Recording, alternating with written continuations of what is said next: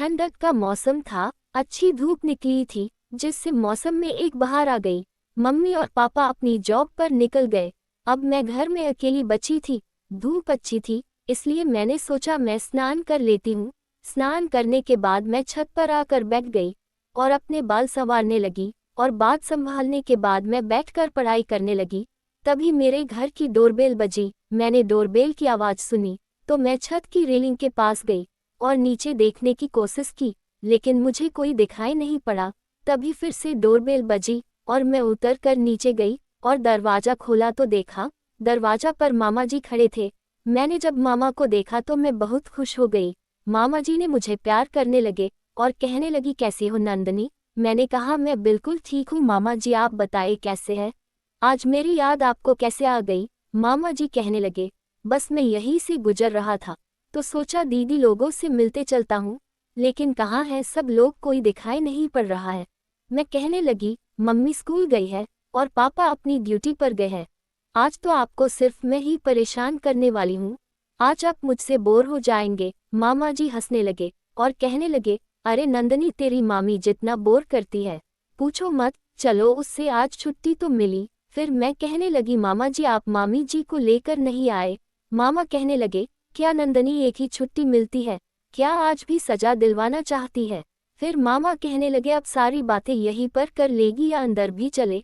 मैं कहने लगी, हाँ मामा आइए ना। मैं मामा जी को अंदर लेकर चली गई और मामा जी बेड पर बैठ गए। मैं भी पास में बैठ गई और मामा जी से बातें करने लगी।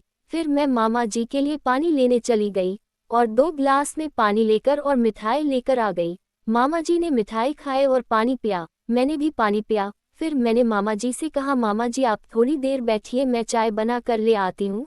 मैं जैसे ही चाय बनाने के लिए उठी तो मामा जी ने मेरा हाथ पकड़कर अपनी ओर खींच लिया और हेलो दोस्तों, मेरा नाम नंदनी है। मेरे मम्मी प्राइमरी स्कूल टीचर है और पापा प्राइवेट जॉब करते हैं। मैं एक गांव से बिलोंग करती हूँ। मैंने अभी इंटर की पढ़ाई की है और अपने क्लास की टॉपर रह चुकी हूँ, जिससे मेरे स्कूल के सभी टीचर मुझे अच्छी तरह से जानते हैं। मेरा छोटा भाई अमन अभी कक्षा 9 में पढ़ता है। मेरी स्कूल में अच्छी रिपोर्टेशन को वजह से मेरे भाई को भी स्कूल के सभी टीचर अच्छे से जानते हैं और मैंने अपने भाई का अपने ही स्कूल एडमिशन करवाया था और मैं अब बीए के लिए फॉर्म डाला है। साथ में मैं प्रतियोगी परीक्षाओं की तैयारी भी करती हूँ।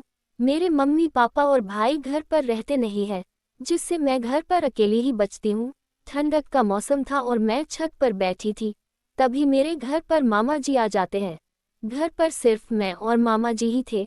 मैं मामा जी के लिए अंदर चाय बनाने चली गई। मामा जी बेड पर बैठे थे, लेकिन जब मैं गरम चाय लेकर आई तो देखा कि मामा जी बेड पर है ही नहीं। मैंने चाय एक पर रख दी और मामा जी को आवाज़ देने लगी और फिर मम्मी के कमरे में चेक करने चली गई। मैंने देखा कि मामा जी मम्मी के कमरे में आराम से घर्राते मरते हुए सो रहे हैं। मैं मामा जी के पास जाकर बैठ गई और कहने लगी, मामा उठो, चाय पियो चल के। लेकिन मामा जी सोने में बिजी थे। मैं मामा जी को जोर जोर से आवाज़ देने लगी।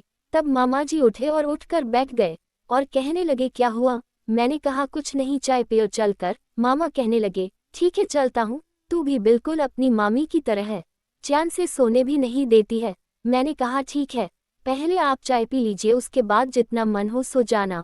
मामा जी चाय पीने लगे और मैं पढ़ाई करने लगी। चाय पीते पीते मामा मुझसे पूछने लगे, दीदी जीजू कितने बजे आते हैं?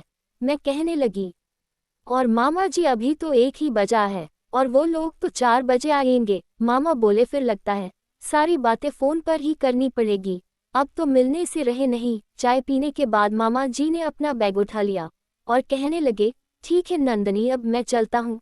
इतना कहने के बाद मामा जी जाने लगे तो मैंने मामा जी का हाथ पकड़ लिया और कहने लगी, मामा रुको न, अब शाम को ही चले जाना, तब तक मम्मी पापा भी आ जाएंगे। लेकिन मामा कहने लगे, फिर मैं कल आता हूँ और उनसे मिलकर ही जाऊँगा। इतना कहने के बाद मामा जाने लगे। मैं उन्हें दरवाजे तक छोड़ने चली गई। मामा बाय बाय बोलते हुए निकल गए, लेकिन 2 दिन 3 दिन हो गए, मामा दोबारा किसी से मिलने ही नहीं आए। एक बार मैं मम्मी के साथ घर का कुछ सामान खरीदने के लिए मार्केट गई हुई थी। मम्मी घर का सामान खरीदने लगी तो मैं अपने लिए एक अपने पसंद की ड्रेस ढूंढने लगी और एक कपड़ों की दुकान पर जाकर कपड़े देखने लगी। मैंने बहुत से कपड़े देखे, लेकिन मुझे कोई भी ड्रेस पसंद नहीं आ रही थी। फाइनली मुझे एक ड्रेस पसंद आई। मैं उसको चेक करने लगी, तभी मुझे कुछ कपड़ों की आन से मामा जी की एक झलक दिखाई दी। मैंने थोड़ा गौर करने की कोशिश की और देखा कि उनके साथ एक औरत है जो काफी मॉडर्न कपड़े पहने हुए और आंखों पर काले रंग का चश्मा और मामा जी का हाथ पकड़े हुए जा रही है। लेकिन वो मामी बिल्कुल नहीं थी, क्योंकि उनको मॉडर्न कपड़े पसंद ही नहीं और वो हमेशा साड़ी पहनती थी और मैं उनको बहुत अच्छे तरीके से जानती थी। तब तक मुझे पीछे से किसी ने हाथ लगाया तो मैं तुरंत पीछे मुड़ी तो देखा कि वो माँ है और मुझसे पूछने लगी, बेटा कुछ पसंद आया या अभी नहीं? मैंने कहा हाँ मम्मी, देख रही हूँ। मैं दोबारा फिर मामा जी को देखने की कोशिश की, लेकिन वहां पर कोई नहीं था, जैसे कोई अचानक से दिखाकर गायब हो गया हो। लेकिन वो औरत कौन थी, ये सवाल मेरी दिमाग में बार बार आ रहा था, क्योंकि मैंने पहले कभी उस औरत को नहीं देखा था। मम्मी ने घर का सारा सामान खरीद लिया और उसके बाद हम पूजा का सामान लेने के लिए चले गए। पूजा के कुछ जरूरी सामान मम्मी खरीदने लगी और उसके बाद हम दोनों लोग घर वापस आ गए। घर आने के बाद मैंने मम्मी को सारी बात बताई और उस औरत के बारे में भी बताया, तो मम्मी कहने लगी, भैया के डिपार्टमेंट की कोई लेडीज होगी, वैसे भी कर्मचारियों को ज़्यादा मीटिंग अटेंड करने पड़ती है, तो कहीं अरेंज ही करेंगे। और रही बात मार्केट की, तो कुछ कंपनी के प्रोडक्ट्स को देखने आए होंगे, या फिर हो सकता है कि वो औरत ही उमू के कंपनी की मैनेजर हो, क्योंकि भैया मुझसे कहा करते थे कि उनकी कंपनी की मैनेजर बहुत की खड़ूस है। इतना कहने के बाद मम्मी अपने कमरे में चली गई। मैंने मम्मी की सारी बातें सुन तो ली, लेकिन मुझे मम्मी की बातों का विश्वास नहीं हो रहा था। फिर मैंने सोचा मैं मामा को उस औरत के साथ रंगे हाथों पकड़ूंगी। उसके दूसरे दिन जब मम्मी स्कूल चली गई तो मैं मार्केट गई और सोचा कि आज तो मामा का सच सामने लाकर ही रहूंगी। मैं मार्केट में गई और इधर उधर टहलने लगी, तभी मेरे पास से मामा गुजरे और उनके साथ में वही औरत थी। अब मेरा शक सच में बदलने का समय आ गया था, लेकिन मैं उनको देखने के लिए जैसे ही पीछे की तरफ मुड़ी, पता नहीं इतनी देर में मामा कहाँ गायब हो गए। मैंने उनको पूरी मार्केट में हर जगह ढूंढा, लेकिन वो मुझे कहीं नहीं दिखे और मैं खाली हाथ निराश होकर घर वापस लौट आई और सोचने लगी कि मैं उनको कैसे पकड़ सकती हूँ। फिर मैंने सोचा कि इस बार जब भी मैं उन्हें देखूंगी तो अपने फ़ोन में उनकी फ़ोटो खींच लूंगी। मुझे मामा जी से दिक्कत कोई नहीं थी, लेकिन वो हमारे शहर से करीब 250 किलोमीटर दूर रहते थे। फिर वो हर रोज यहाँ कैसे? बस मैं यही सोच सोच कर परेशान थी। जब मैं शाम को फ्री हो गई और अपने बिस्तर पर लेटी थी, तभी मामी का कॉल आया। हम दोनों बात करने लगी। पहले मैंने सोचा कि मैं मामी को सारी बात बता दूं, लेकिन फिर मैंने सोचा कि जब तक मुझे पूरी तरह से कंफर्म नहीं हो जाता है, मैं उनके बारे में किसी से नहीं कहूंगी। बातों ही बातों में मैंने मामा जी के बारे में पूछा, तो मामी कहने लगी कि वो तो कुछ दिनों से कंपनी के प्रोजेक्ट के लिए बाहर गए हुए हैं। अब मुझे पूरी तरह से पक्का हो गया कि मामा किस प्रोजेक्ट के लिए बाहर आए हुए हैं। मैंने मामी से बात की और फिर फ़ोन रख दिया। फिर मैं मामा को पकड़ने का प्लान बनाने लगी और घर में बिना किसी को बताए मैं ये सब करना चाहती थी।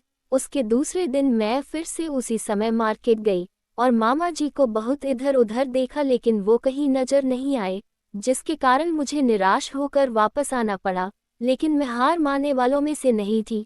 मैं अपनी कोशिश जारी रखना चाहती थी और मामा जी को पकड़ना चाहती थी, जिसके कारण मैं दोबारा फिर से दूसरे दिन मार्केट गई। इस बार मैंने फिर से मामा जी को देखा और उनके साथ में एक दूसरी औरत थी। ये औरत वो नहीं थी जिसको मैंने पहले दिन देखा था। आज तो इस औरत ने साड़ी पहन रखी थी और बाल खुले हुए और आंखों पर एक चश्मा था। मैंने मामा जी को देखा और अपने फ़ोन से उनकी पिक्चर बना ली। उसके बाद मैंने मामा जी का पीछा किया और उनके पीछे पीछे जाने लगी। कुछ दूर जाने के बाद मामा जी एक गेस्ट हाउस में चले गए। ये सब देखने के बाद मैं घर वापस आ गई, लेकिन शाम को उसी औरत के साथ मामा जी मेरे घर पर आ गए।